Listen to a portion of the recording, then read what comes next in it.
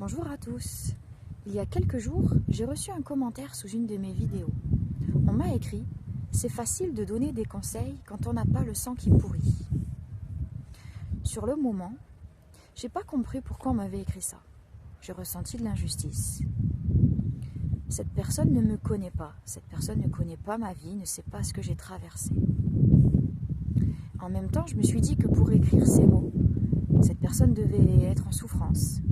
Mais la souffrance n'autorise pas à attaquer quelqu'un qu'on ne connaît pas, quelqu'un dont on ne connaît rien.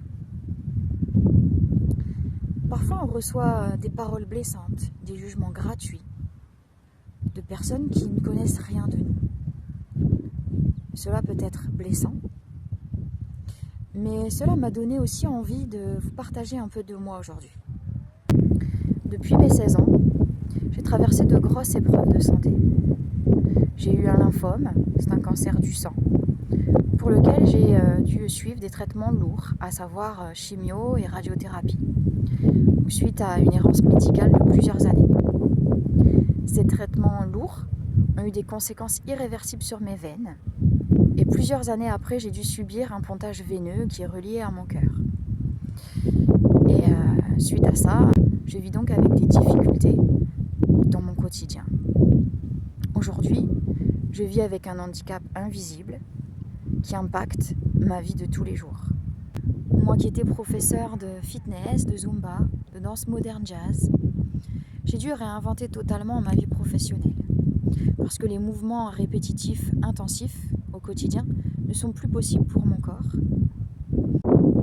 Puis peu de temps après tout ce bouleversement, j'ai vécu une grossesse à risque liée à mes problèmes de santé et j'ai eu besoin de pouvoir m'apaiser. Et c'est à ce moment-là que je me suis dirigée pour moi-même vers la sophrologie, pour pouvoir retrouver un peu de souffle, apaiser mes peurs, puis avancer malgré les obstacles.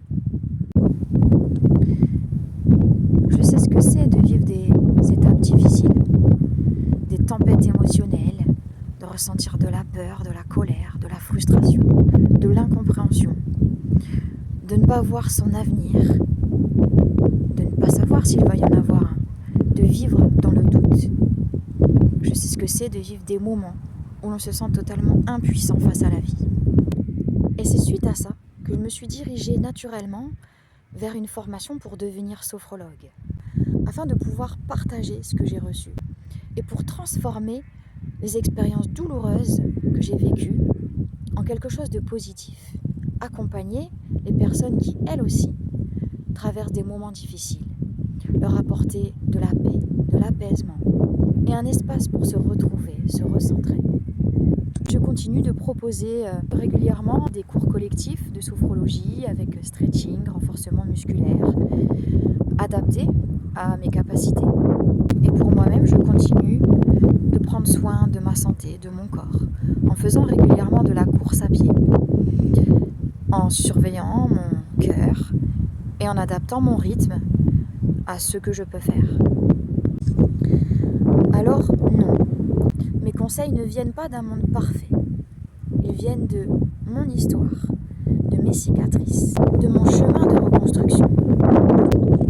Alors si mon parcours peut aider à donner un peu d'espoir, à relâcher la tension, à retrouver un peu de calme, de la force, du courage, ou même un meilleur sommeil, tout cela aura un sens. Je vous remercie de m'avoir écouté et je vous souhaite une belle journée.